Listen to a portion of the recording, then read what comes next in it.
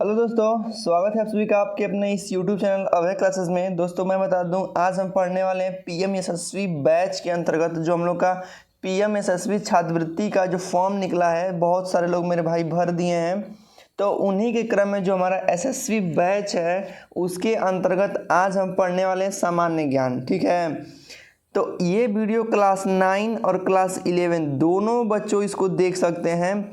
यदि मेरे भाई इस चैनल पे आप पहली बार आए होंगे तो चैनल को लाइक करेंगे और चैनल को सब्सक्राइब करना नहीं भूलेंगे। ठीक है, क्योंकि देखिए पीएम यशस्वी योजना में जो हम लोग पढ़ा रहे हैं, जो आप लोग की तरफ से कमेंट आ रहा है सर आप बहुत अच्छा पढ़ा रहे हैं, उसके लिए बहुत दिल से धन्यवाद है आप लोगों का। और जो इसका पीडीएफ मांग रहे थे सर पीडीएफ, तो मैं पीडीएफ अपने टेलीग्राम चैनल पे पूरे दे दिया हूँ, जाके वहाँ से आप ज्वाइन हो सकते हैं। डिस्क्रिप्शन में लिंक है। यदि आप मेरे वीडियो को फेसबुक पे देख रहे हो तो पेज को लाइक कर देंगे, जिससे कि आपको मैं जब भी वीडियो डालूँ तो वहाँ पे आपको मिल जाए। ठीक है, चलिए अब हम अपने अपने आज की क्लास को आगे बढ़ाते हैं और कुछ महत्वपूर्ण प्रश्नों को देखते हैं। वीडियो को पूरा लास्ट तक देखिएगा, क्योंकि मैं काफ़ी अच्छे अच्छे प्रश्नों को लेके आता हूँ, जैसा कि आप सबको पता ही है। वीडियो बीच में नहीं छोड़ के जाना है, पूरा लास्ट तक देखेंगे तभी आपको जीके के जो प्रश्न हैं आपको अच्छे से समझ में आएंगे। चलिए मेरे भाई आज की इस वीडियो को प्रारंभ करते हैं। पहला प्रश्न है कि भारत का देशांतरी विस्तार क्या है? भारत का देशांतरी विस्तार, तो इसका सही ऑप्शन हो जाएगा, जो भारत का देशांतरी विस्तार पूछा है वो हमारा 68 अंश 7 मिनट से लेकर ईस्ट से लेकर 97 अंश 25 मिनट तक मतलब पूर्वी तक फैला हुआ है। अगला प्रश्न देखते हैं कि भारत के दक्षिण में स्थित कौन सा देश है? तो मेरे भाई भारत के दक्षिण में बताइए, श्रीलंका, नेपाल, चीन, म्यांमार। बताइए इसमें सही विकल्प कौन सा है? यदि आपका विकल्प श्रीलंका होगा तो आपका आंसर एकदम राइट है। चलिए अब अगले प्रश्न को देखते हैं। प्रश्न नंबर हमारा अगला है कि क्षेत्रफल की दृष्टि से सबसे बड़ा राज्य कौन सा है? मध्य प्रदेश, उत्तर प्रदेश, बिहार या राजस्थान? यदि आप राजस्थान को टिक किए होंगे तो आपका आंसर एकदम सही है। आगे प्रश्न देखते हैं। प्रश्न है कि भारतवर्ष का क्षेत्रफल कितना है, माने भारत का पूरा क्षेत्रफल कितना है बताइएगा। तो आपको बता दें कि भारत का जो क्षेत्रफल है 32,87,263 वर्ग किलोमीटर फैला हुआ भारत है। प्रश्न अगला है हमारा कि भारत की थल सीमा की कुल लंबाई कितनी है? मतलब भारत का जो थल सीमा है उसकी लंबाई कितनी है? तो इसका विकल्प है 15,200, 14,300, 13,200 या 12,300 किलोमीटर। यदि आपने इसका विकल्प 15,200 किलोमीटर चुना होगा तो आपका उत्तर एकदम राइट है। प्रश्न है कि किस क्षेत्र की तटीय सीमा सबसे लंबी है? माने कौन सा राज्य की तटीय रेखा सबसे लंबी है बताइएगा।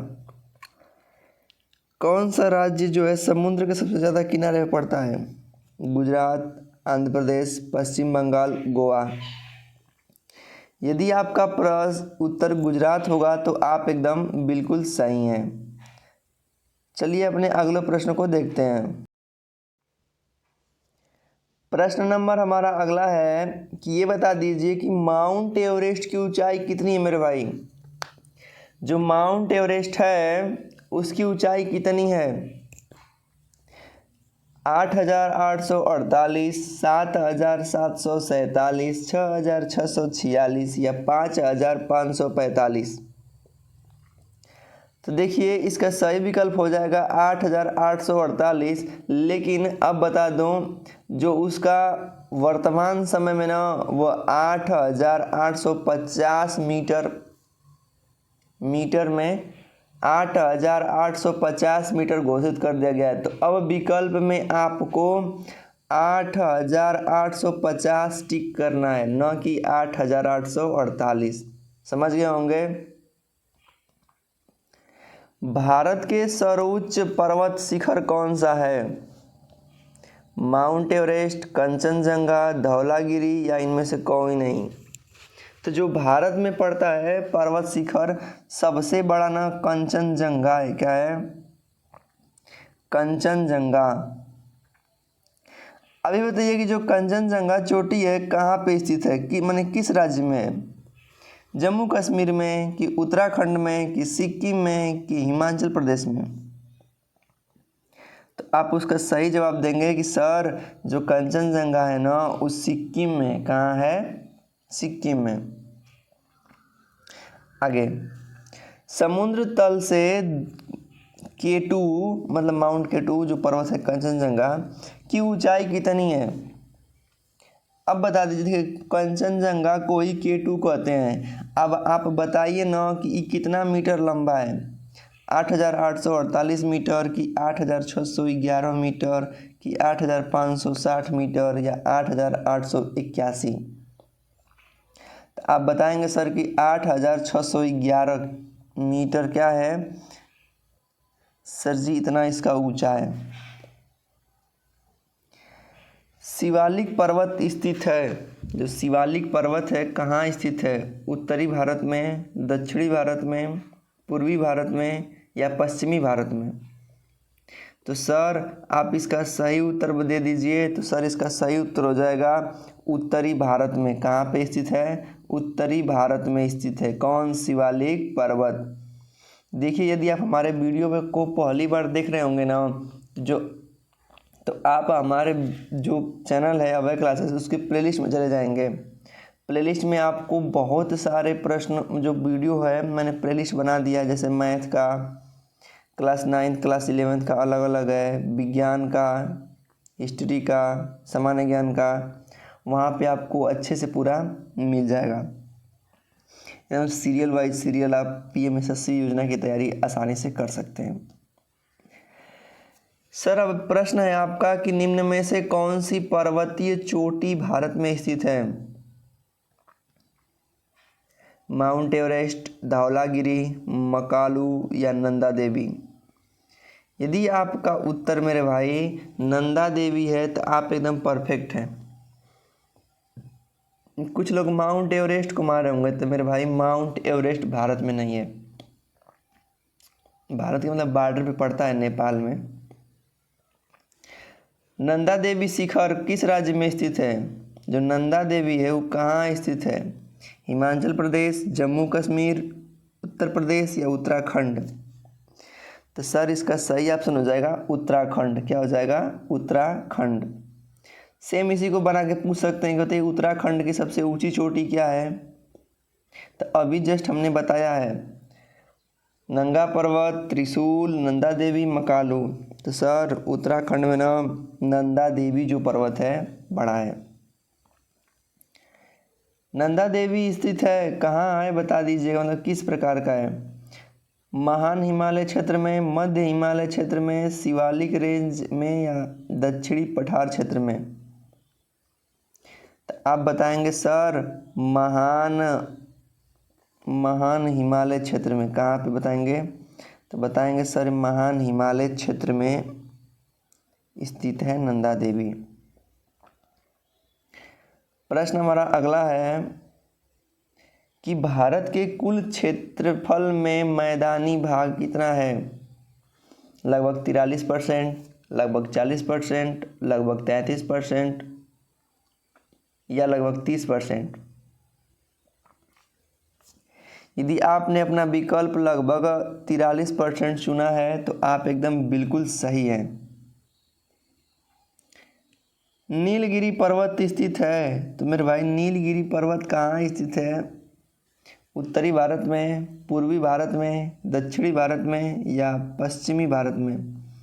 तो ये बताइए कि नीलगिरी की पहाड़ियाँ जो पर्वतें कहाँ हैं? यदि आपका विकल्प दक्षिण भारत होगा तो आप एकदम सही हैं। अब आप हमको ही बता दीजिए सर जी कि जो नीलगिरी पर्वत है वो किस राज्य में स्थित है, बताइए तब हम भी जान जाएं। तो सर नीलगिरी पर्वत जो है ना तमिलनाडु में, कर्नाटक में, केरल में, आंध्र प्रदेश, इन चारों में से किस में है? तो तमिलनाडु में, जो कि दक्षिण में पड़ता है तमिलनाडु। कन्याकुमारी कहाँ स्थित है? सबको पता है, कन्याकुमारी दक्षिण में स्थित है और दक्षिण में सबसे कौन सी है? तमिलनाडु है। क्या है? तमिलनाडु इसका सही आंसर हो जाएगा। क्या हो जाएगा? तो सर तमिलनाडु हो जाएगा। चलिए मेरे भाई, अब अपने अगले प्रश्नों को देखते हैं। प्रश्न हमारा है उटकमड किस राज्य में स्थित है? तो उटकमड कहाँ है? केरल में है कि तमिलनाडु में है कि कर्नाटक में है कि उत्तराखंड में है? तो आप इसका सही उत्तर दे देंगे तमिलनाडु में है। क्या है? तमिलनाडु में। आगे निम्नलिखित में से किस राज्य में समुद्री तट नहीं है? माने वह कौन सा राज्य है जो मतलब समुद्र के किनारे नहीं है? ये कहने का मतलब महाराष्ट्र, गुजरात, केरल, मध्य प्रदेश। तो सर यदि आपका उत्तर मध्य प्रदेश है तो आप एकदम बिल्कुल सही हैं, क्योंकि मध्य प्रदेश, मध्य माने बीच में है, तो बीच में कहाँ समुद्र है? अरे ना है। कोंकण तट कहा जाता है। तो कोंकण तट जैसे हम लोग का जो भारत है, तो ये जो तट जो ये किनारा पड़ता है तो इसी को तट कहते हैं। तो जो कोंकण तट है ना, ये कहाँ है बता दीजिएगा। तो सर आप जो पूछ रहे हैं प्रश्न, उसका उत्तर हो जाएगा कि पश्चिमी समुद्री तट के मैदान का उत्तरी भाग है। मालाबार तट कहाँ है? तो सेम वही, आप वही बताते हैं, मतलब जो तट बताएं अभी आपको भारत का नक्शा में वही, तो उसी को 3-4-5 भागों में बांट दिया गया है, उसी का नाम रख दिया गया है। तो वो कोंकण तट है तो वो पश्चिमी भाग में है, समुद्र के तट के उत्तर ऊपर की ओर। ई वाला जो है ये पश्चिमी समुद्री तट मैदान का दक्षिणी भाग होता है। कौन? कोंकण तट क्या होता है? मालाबार तट क्या होता है? मालाबार तट। ठीक है, और एक तट का नाम है कोरोमंडल तट। तो कोरोमंडल तट कहाँ है आप बताएंगे? तो सर जो आप पूछ रहे हैं कोरोमंडल तट, तो कोरोमंडल तट जो है ना तमिलनाडु के समुद्र तट पर, तमिलनाडु का समुद्री तट जो होता है ना उसे कोरोमंडल तट कहते हैं। भारत का सुदूरतम दक्षिण स्थान कौन सा है? मतलब ये जो हम लोग का भारत खूबसूरत प्यारा देश है, इसके दक्षिण में नीचे, ऊपर क्या होता है उत्तर, नीचे क्या होता है दक्षिण। तो दक्षिण में सबसे अंतिम जो बिंदु है कौन सी है? तो सर यदि आपका उत्तर इंदिरा पॉइंट होगा तो आप एकदम सही हैं। निम्न में से कौन सी नदी अरब सागर में गिरती है? तो मेरे भाई अरब सागर में बताइएगा कावेरी, पेन्नार, कृष्णा, साबरमती। तो आप इसका सही आंसर देंगे साबरमती। कावेरी नदी कहाँ गिरती है बताएंगे? सर कावेरी नदी ना अरब सागर में कि हिंद महासागर में कि बंगाल की खाड़ी में कि कच्छ की खाड़ी में? तो आप इसका सही उत्तर बताएंगे कि सर जो आप प्रश्न पूछ रहे हैं कावेरी नदी ये बंगाल की खाड़ी में गिरती है। अगला प्रश्न है कि गंगा नदी का उद्गम स्थल कहाँ है? तिब्बत का पठार कि मानसरोवर झील, गोमुख नद हिमनद या नंगा पर्वत? तो गंगा निकलती है गोमुख से, सबको पता है गोमुख से। कहाँ से? गोमुख से। आइए अगले प्रश्न को देखते हैं। तो मेरे भाई प्रश्न है कि निम्न में से कौन सा राज्य भारत में सर्वाधिक वर्षा वाला क्षेत्र में शामिल है?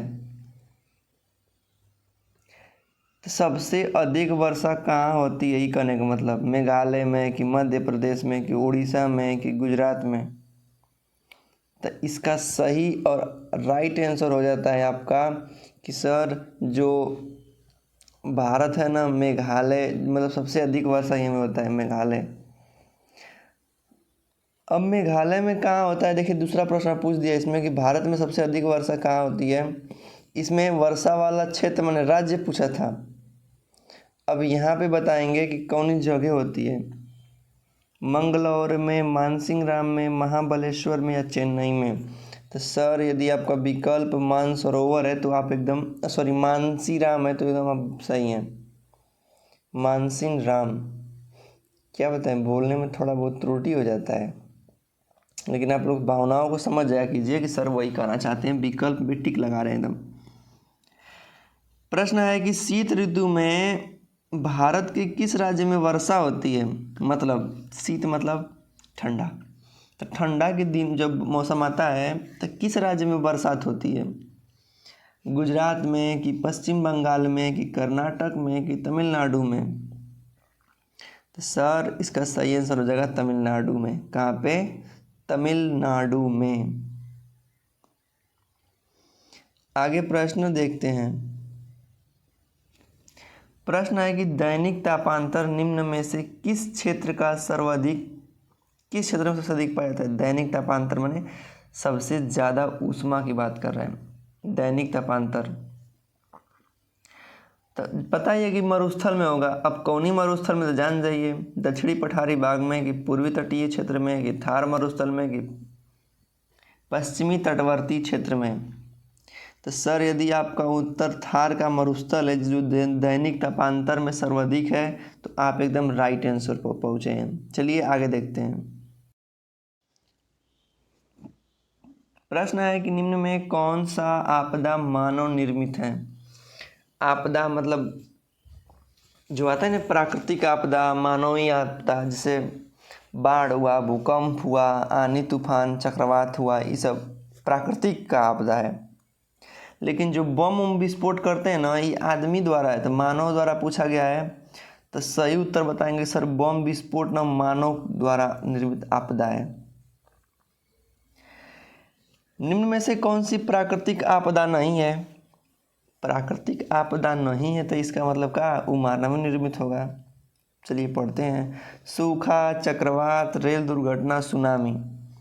तो ये बताइए कि जब प्राकृतिक क्या आपको रेल दुर्घटना करवा सकती है, तो ये मानव निर्मित है।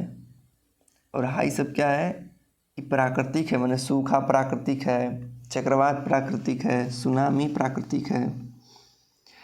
निम्न में से कौन सी आपदा प्राकृतिक नहीं है। भूस्खलन, भूकंप, नाभिकीय भूविस्फोट, चक्रवाती तूफान। तूफानी चक्रवात। तो सर आप ही बताइए कि इसका आंसर यदि आप चुने होंगे नाभिकीय भू विस्फोट, तो सही ऑप्शन है, क्योंकि ये प्राकृतिक नहीं है, मानव करवाता है। निम्न में कौन प्राकृतिक आपदा नहीं है। सुनामी, बाढ़, वैश्विक तापन, ज्वालामुखी विस्फोट। तो इसका सही आंसर हो जाएगा क्या, तो इसका सही उत्तर जाएगा वैश्विक विस्फोट, वैश्विक तापन। जो वैश्विक तापन होता है ना, ये प्राकृतिक द्वारा नहीं है, ये मानव द्वारा है। सुनामी क्या है, नदी है, एक पवन है, पर्वत चोटी है, कि एक प्राकृतिक आपदा है। सुनामी पता ही है ना, जो लहरें ऊपर ऊपर उठती हैं समुंदर में। तो सर जो ये सुनामी है ना, ये प्राकृतिक आपदा है। क्या है, प्राकृतिक आपदा।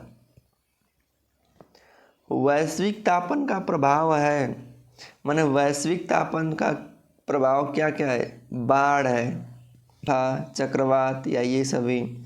तो सर वैश्विक तापन जो है ना, बाढ़, सूखा, चक्रवात, इन तीनों से संबंधित है। इसलिए हम विकल्प मारेंगे ये सभी। क्या मारेंगे, ये सभी। हमारा विकल्प क्या हो जाएगा, एकदम सही आंसर हो जाएगा।